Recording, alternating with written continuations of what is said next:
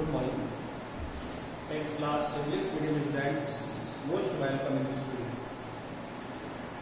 Previous video we were reading necessity of classification of elements and traits of Dobereiner, then completely atomic model, Thomson, Rutherford, and hypothesis of Niels Bohr.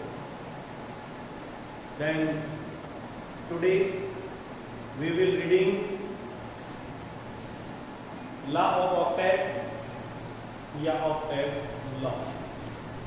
यानी इसे हम कहेंगे British chemist scientist John Newlands, और Newlands का जो law है उसे कहते हैं octet law. Act of law के अंदर क्या किया, each element was similar chemical and physical properties to comparison with first element. यानी इसमें हम कहें ऑक्टेव का मतलब होता है 8, यानी 8 element was similar first element of based on properties of chemical and physical properties. So let's now start today a new topic, octet of Newland.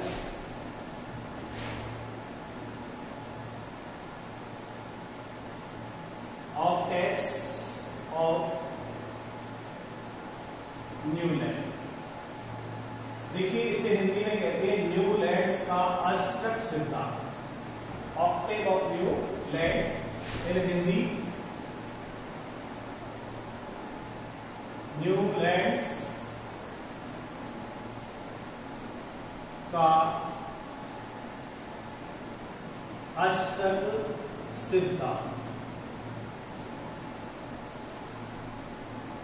Octave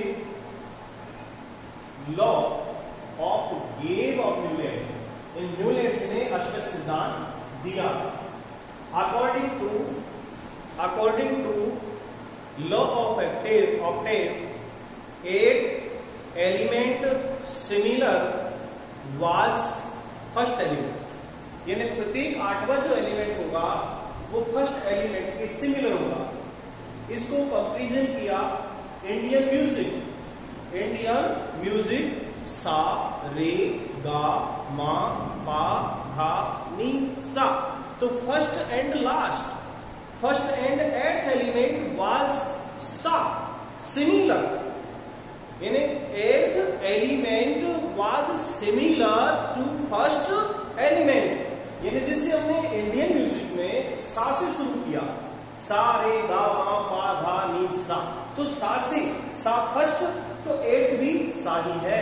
यदि हम काउंट रे से करें, सा रे से काउंट करें तो 8 पर भी रे आएगा.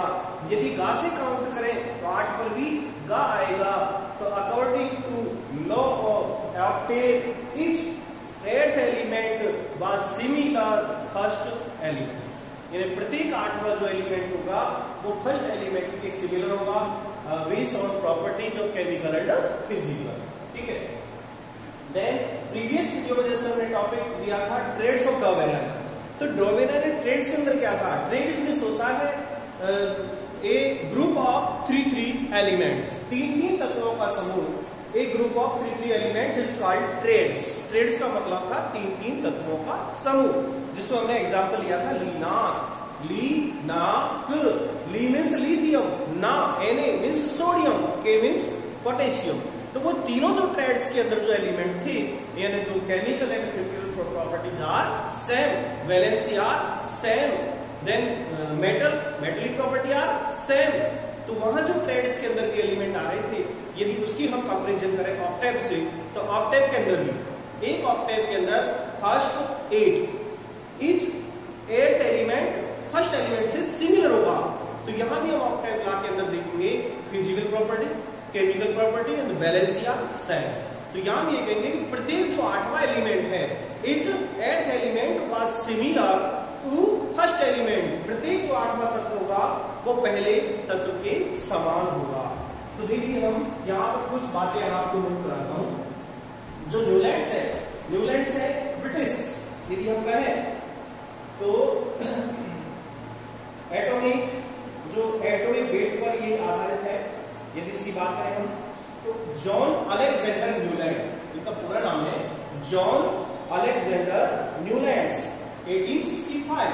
इनके समय जो एलिमेंट हो चुके थे 56 एलिमेंट थे। गेव लॉ ऑक्टेव, और इन्होंने ऑक्टेव लॉ दिया था। He arranged the element in order of increasing atomic weight. इन्होंने इंक्रीजिंग ऑर्डर का मतलब होता है बढ़ता हुआ क्रम, कम से अधिक की ओर, लोअर टू हायर, यानी आरोही असेंडिंग डिसेंडिंग ऑर्डर हमने जिसे पढ़ा है। असेंडिंग ऑर्डर यानी कम से अधिक की ओर, डिसेंडिंग अधिक से कम की ओर, यानी 1 to 100 ascending order and 100 to 1 descending order. तो यहां पर increasing order, he arranged the element in order of increasing atomic wait and found that the properties of eighth element was similar to first element। तो देखिए क्या मतलब है इसका, properties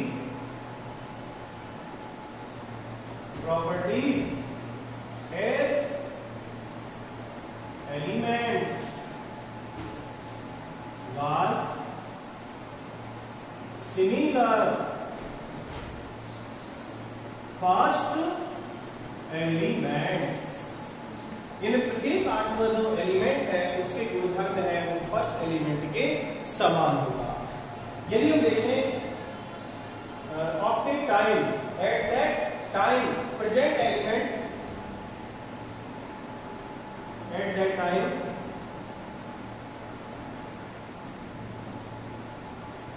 present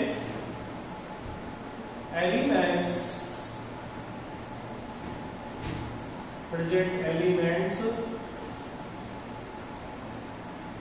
were 56। ये इनके समय हम देखें at that time present element, इनके समय जो तत्व उपस्थित थे वो कितने थे, 56। यहां कहेंगे Newlands time element were 56। Total जिनके समय जो एलिमेंट थे वो कितने थे, 56 थे। फर्स्ट एलिमेंट हाइड्रोजन था एंड 56वां जो एलिमेंट था वो क्या था, फर्स्ट एलिमेंट्स हाइड्रोजन से लेकर थोरियम तक के जो तत्व है वो इनकी ऑक्टेव लॉ में थे। देखें इनका जो ऑर्डर था वो था increasing order of atomic weight. इन एलिमेंट अरेंज्ड, तो आप लिखेंगे he arranged increasing order of atomic wait,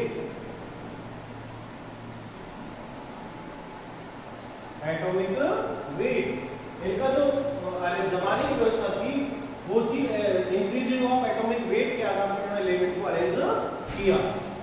तो देखिए इसके अंदर समझने वाली बात कि इनके समय तत्वों की संख्या 56 थी। He arrange increasing of atomic weight के आधार पर इंक्रीजिंग ऑर्डर को अरेंज किया।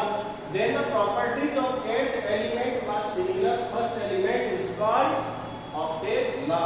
तो हम एक धारा देंगे according to this law,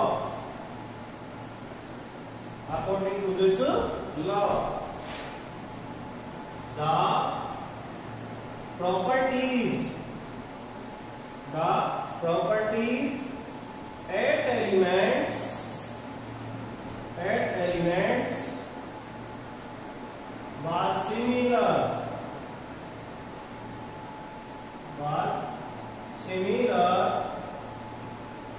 first element। ठीक है, यानी according to this law the properties at element was similar first element। is called octave of Boole. पूरा कर लीजिए. It was called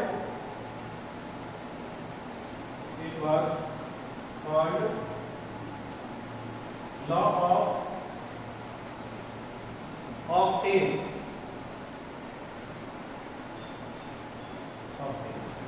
ठीक है, तो ऑक्टेव का अर्थ है क्या कि यहाँ पर each eighth element was similar first element. प्रत्येक जो आठवां एलिमेंट होगा वो फर्स्ट एलिमेंट के सिमिलर होगा.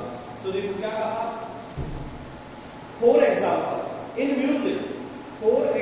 म्यूजिक, सारे गामा पा धा नि सा, 8 letter comes at first letter after 7 letters. ठीक है, तो अब इसको समझने के लिए फॉर एग्जाम्पल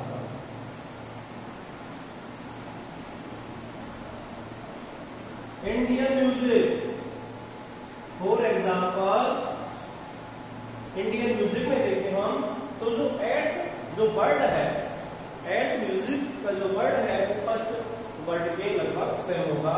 जैसे हम देखें सा रे गा मा पा धा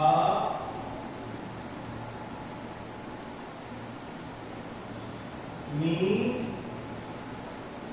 सारे गामा पा धा नी और सा. तो देखो first second third fourth fifth first second third fourth fifth sixth और 7 और 8. तो first and 8th was similar. सब यहां से काउंट करेंगे तो फर्स्ट एंड 8 सिमिलर. अब इसके अंदर एलिमेंटों को व्यवस्थित किया तो देखा कि ऑलमोस्ट जो एलिमेंट थे वो इसका रूल्स का पालन कर रहे थे, लेकिन after calcium element he was not use this law. तो उसकी कैल्शियम के बाद ये रूल लागू नहीं हुआ. तो देखिए इसके अंदर कैसे हम सेट करेंगे. एलिमेंट देखिए नंबर 1 हीलियम. हीलियम के बाद beryllium, boron, carbon, nitrogen, oxygen, chlorine. After chlorine क्या आता है नियोन. और नियोन एक नोबल गैस है और नियोन की खोज उस समय डिस्कवर्ड ही नहीं हुआ था. तो इसके बाद क्या जाएगा सोडियम. ठीक है, फिर magnesium, aluminium, then silicon, phosphorus, sulphur and chlorine. After chlorine argon आता है. Argon is noble gas in बाद दैट टाइम नॉट डिस्कवर्ड. उनके समय आर्गन की खोज नहीं हुई थी. देन नेक्स्ट आर्गन जब नहीं था तो क्या आएगा पोटेशियम. पोटेशियम के बाद कैल्शियम. अब देखो यहां तक जो ऑक्टेव लॉ था वो कंप्लीटली ठीक था, लेकिन इसके बाद कैल्शियम के बाद देखो जैसे क्रोमियम, मैग्नीज, कोबाल्ट ऐसे एलिमेंट आ गए. तो यहाँ आते ये जो रूल है ये यहाँ आते ये फेल हो गया. यहाँ आते इस नियम का कोई पालन नहीं हुआ. इसलिए यदि हम कहें, अब देखो डॉब एनालिसिस की कंप्लीट करें तो डॉब एनालिसिस का देखो एक ट्रेड्स बन रहा है. ये डॉब एनालिसिस का दूसरा ट्रेड नहीं, एक ही ट्रेड. यदि हम देखें बिना ऑक्टेव लॉ के अंदर भी एग्जांपल है और ट्रेड्स में भी एग्जांपल है. इसका मतलब थोड़ा बहुत समझ में तो आता है कि निश्चित lithium element was similar sodium and sodium element similar potassium properties chemical and physical are same. तो यहाँ हम कुछ तो समझ पा रहे हैं कि यदि हम ऐसा देखें तो देखो लिथियम के बाद lithium first element, eight element sodium, sodium के बाद एट एलिमेंट पोटेशियम. तो हम यहाँ समझ पा रहे हैं कि सारे गामा पा धा नि सा जो 7 म्यूजिक है इनके अनुसार यदि हम देखें तो यहाँ हम समझ पा रहे हैं कि each eighth element was similar to first element. लेकिन ये जो लॉ है केवल कहाँ कैल्शियम तक लागू रहता है. आगे इस लॉ के द्वारा हम और एलिमेंट को नहीं समझ सकते. तो इसकी ड्रॉबैक्स क्या है, इसकी लिमिटेशंस क्या है, तो आप इसमें कुछ जो पॉइंट है इनको आप नोट कर लें. नंबर फर्स्ट पॉइंट आप लिखें इसमें कि octave that time present element were 56. इनके समय 56 तत्व थे. ठीक है, दूसरी लाइन आप लिखें, the properties eight element, the properties eight element बाद सिमिलर फर्स्ट एलिमेंट। समझ में आ गया होगा, अपने आप लिख लोगे आप। Then he arranged increasing order of atomic weight, he arranged यानी व्यवस्थित किया गया है, इंक्रीजिंग ऑर्डर बढ़ते हुए क्रम में, ऑफ एटॉमिक वेट परमाणु भार या परमाणु द्रव्यमान क्या था। ठीक है, अब यदि केवल एक नंबर का क्वेश्चन आता है, ओनली वन लाइन आप आंसर लिखोगे कि ऑक्टेव लॉ है क्या, आ जाएगी define law of Octave. Octave law को डिफाइन कीजिए, तो आप ओनली ये लिखेंगे कि अकॉर्डिंग टू दिस लॉ, इस नियम के अनुसार, according to this law the properties eight element was similar first element was called, it was called law of octave, law of octave of Newland। ठीक है, फिर फॉर एग्जाम्पल मिलेंगे हम Indian music, सा रे गा मा पा धा सा। तो देखिए ये तो ब्रिटिश था, इसलिए यदि इंडियन म्यूजिक है, यदि यहाँ पर ब्रिटिश म्यूजिक है, ठीक है, तो ब्रिटिश म्यूजिक बता देता हूं आपको। ब्रिटिश म्यूजिक में जो 7 वर्ड है, तो यहाँ पे क्या आएगा, डो रे मी फा सा ले टी। यदि मैं आपको ब्रिटिश म्यूजिक बताऊं तो यहां पर न्यूलैंड की लैंग्वेज में बताऊं तो उन्होंने जो चुना था वो था डो रे मी फा सा ले टी। लेकिन जब हमने उसको इंडियन लैंग्वेज में लिया, हमारे इंडियन म्यूजिक में लिया, तो हमें पढ़ने के लिए हमारे म्यूजिक को चुना और हमने उसके रिप्लेस करके उसकी जगह हमने लिया सा रे गा मा पा हा नी सा। तो फर्स्ट एंड एथ जो वर्ड है वो एक ही ध्वनि को उच्चारण करते हैं यहाँ पर, इसलिए फिर इसमें हमने एलिमेंट को अरेंज किया। तो एलिमेंट जो लिथियम फर्स्ट है, काउंट करते जाए, 8 पे क्या आएगा, सोडियम। तो हम कह सकते हैं लिथियम एलिमेंट की जो प्रॉपर्टीज है वो सोडियम के समान है। फिर सोडियम से आप काउंट करते जाए तो यहाँ पर 8 हो जाएगा, तो सोडियम पोटेशियम के समान है। इस तरह को हमने समझाने का प्रयास किया। अब आप कहेंगे सर यहाँ से शुरू करो, तो यहाँ से शुरू कर लीजिएगा। जब आप बेरिलियम से शुरू करोगे, यहाँ से स्टार्ट करोगे, तो 8th एलिमेंट क्या आएगा, मैग्नीशियम। तो beryllium and magnesium are property same, valency same, metallic property same. ठीक है, तो यहाँ अब बेरिलियम की कैल्शियम से करें तो ये भी लगभग सेम आएगा। तो यहाँ से आप इसको फर्स्ट मानोगे तो 8th एलिमेंट क्या आएगा, कैल्शियम आएगा। तो यहाँ तक जो रूल था ये बिल्कुल क्लियर था, यहाँ तक ये काम कर रहा था, लेकिन कैल्शियम के बाद ये काम नहीं करता। तो यहाँ इसकी लिमिटेशन से कुछ ड्रॉबैक्स हो गई। तो लिमिटेशंस ऑफ न्यूलैंड क्या है, न्यूलैंड की लिमिटेशंस लिखे या कमियां लिखे, ड्रॉबैक्स ऑफ न्यूलैंड या limitations.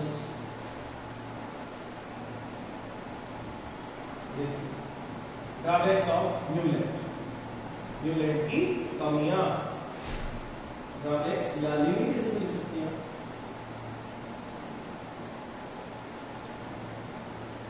Drawbacks of Newland. Number 1, पहली कमी, हाँ पहली कमी क्या थी कि इनके समय this law was not use for element after calcium. This law was not used, this law was not used for element after calcium। यानी कैल्शियम के बाद ये जो लॉ है ये किसी पर भी लागू नहीं होता, इसका उपयोग नहीं होता। तो this law was not used, this law was not used for element after calcium. Calcium के बाद यह जो रूल है, लॉ है, वो उपयोग में नहीं आता। अब देखिएगा, यहां तक हम डॉबेराइन ट्रेड्स एंड ऑक्टेव को कंप्लीट पढ़ चुके हैं। फिर भी इनकी ड्रॉबैक्स थी कि एलिमेंट टोटल थे 56, लेकिन इसके अंदर ओनली 16 एलिमेंट कोई ऑक्टेव में सेट कर सकते। अदर एलिमेंट के बारे में कोई जानकारी नहीं। तो अब क्या करें? अब क्या करें? Next, Russian chemist scientist comes to in this field, इस फील्ड में वो आए अकॉर्डिंग टू, अब उन्होंने क्या बताया? अकॉर्डिंग टू मेंडलीव के अनुसार, मेंडलीव के समय एलिमेंट हो चुके थे 63। Russian chemist scientist Dmitry Ivanovich Mendeleev, full name Dmitry Ivanovich Mendeleev, रूसी chemist scientist after octave Newland के बाद दिमित्री जो मेंडलीव ने इसके बारे में आगे समझाने का प्रयास किया। उनके समय एलिमेंट हो चुके थे 63। Mendeleev arranged elements of increasing order of atomic wait. Mendeleev ने भी इंक्रीजिंग ऑर्डर में एटॉमिक वेट को अपना आधार बनाया।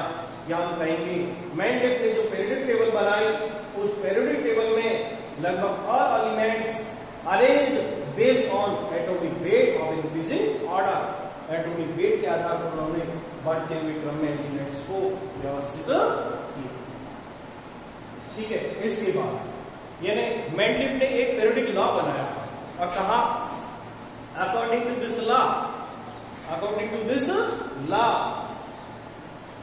Chemical and physical properties of element, periodicity of atomic wait.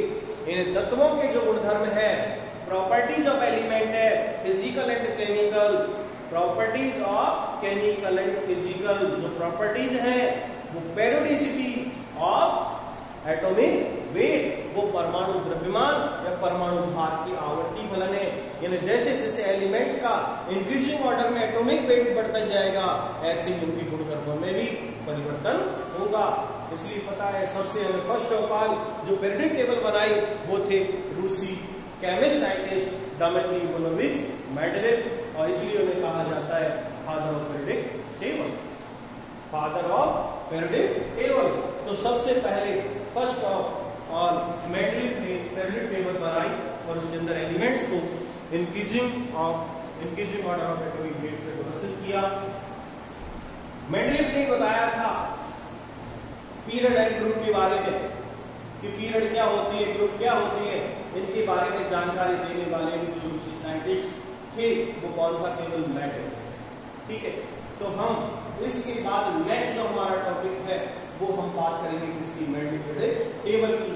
यहाँ ऑक्टेव बुलेट की बात कर रहे हैं और इसकी जो ड्रॉबैक्स थी कि ये जो लॉ है केवल कैल्शियम था है, कैल्शियम के बाद it was not use this law, इसके बाद इसका कोई पालन नहीं होता। एक बात और इन्होंने एंटीसिपेट की थी उस समय कि न्यूलैंड वाज एंटीसिपेट ऑफ कि 56 एलिमेंट थोरियम, इसके बाद के कोई एलिमेंट यानी इसकी खोज नहीं होगी। यानी इन्होंने कहा कि 56 जो एलिमेंट है, 56 एलिमेंट के बाद किसी की खोज नहीं होगी। लेकिन मेंडलीव के समय एलिमेंट 63 हो चुके थे, 63, और यदि हम वर्तमान में बात करें तो लगभग 118 एलिमेंट कंप्लीट हो चुके हैं। ठीक है, तो इसके बाद हम बात करेंगे मेंडलीव की। मेंडलीव के बारे में आपको मैंने काफी कुछ बताया, मेंडलीव का पीरियोडिक टेबल एंड इसकी क्वालिटीज एंड हम इसकी अचीवमेंट्स पढ़ेंगे कि मेंडलीव ने अपनी जो टेबल बनाई उस टेबल के अंदर क्या थे? ये तो होते ग्रुप और ये होते पीरियड। तो लगभग पीरियड थे कितने? 6 और ग्रुप थे 8। ठीक है, तो मेंडलीव ने 8 पीरियड और 6 ग्रुप में एलिमेंट्स को व्यवस्थित किया। तो कॉलम कितने हुए? 8 × 6 48। तो 48 कॉलम के अंदर 63 एलिमेंट अरेंज किए। ये काम किया था किसने? मेंडलीव ने। तो मेंडलीव की सारणी के बारे में हम कंप्लीट पढ़ेंगे। और मेंडलीव की सारणी इसलिए मेंडलीव को आज भी कहा जाता है फादर ऑफ पीरियोडिक टेबल, आवर्त सारणी के जनक थे वो मेंडलीव। लेकिन मेंडलीव की जो ड्रॉबैक्स थी, लिमिटेशंस थी, उनको हेनरी मोज़ले ने उनको कंप्लीट किया, आउट किया वहां से। और हेनरी मोज़ले ने 1913 में अपनी पीरियोडिक टेबल दी जिसे हम कहते हैं मॉडर्न पीरियोडिक टेबल। उसके अंदर मेटल, नॉन मेटल, सब मेटल्स एलिमेंट है उनको डिवाइड किया गया है। और वहां पर जो प्रॉपर्टीज ऑफ एलिमेंट्स है बेस्ड ऑन या पेरियोडिटी ऑफ एटॉमिक नंबर्स के आधार पर उनको डिवाइड किया। वहां पर जो आइसोटोप्स थे उनकी भी बात हुई, ठीक है। तो यहाँ कई जो लिमिटेशंस थी, ड्रॉबैक्स थी, उनको दूर करते हुए आगे हेनरी मोज़ले ने उनको समझाया, ठीक है बेटा। तो इस वीडियो में केवल ऑक्टेव लॉ और मेंडल के बारे में जानकर ऑक्टेव लॉ कंप्लीट हो चुका है, न्यूलैंड का और मेंडल के बारे में बता चुका हूँ। केवल आपको नोट कराना है कि मेंडल की क्वालिटीज, प्रॉपर्टीज क्या है टेबल की, उसकी अचीवमेंट्स क्या है एंड उसकी ड्रॉबैक्स क्या है। तो मेंडल में भी आपको 3 क्वेश्चन पढ़ने हैं, मेंडल की क्वालिटी, प्रॉपर्टीज, विशेषताएं में, अचीवमेंट्स एंड ड्रॉबैक्स। 3 क्वेश्चन आपको मेंडल में पढ़नी है, उसके बाद हम गवर्नमेंट डिटेल पाएंगे। यहाँ मैं इस वीडियो में आपको इतना ही बताऊंगा, बाकी नेक्स्ट वीडियो में आपको शेयर करूंगा। बेटा इसी तरह आप धीरे धीरे पढ़ते जाए, छोटे छोटे टॉपिक्स को कंप्लीट करते जाए और इसी तरह आप आगे बढ़ते रहेंगे। Thank you very much.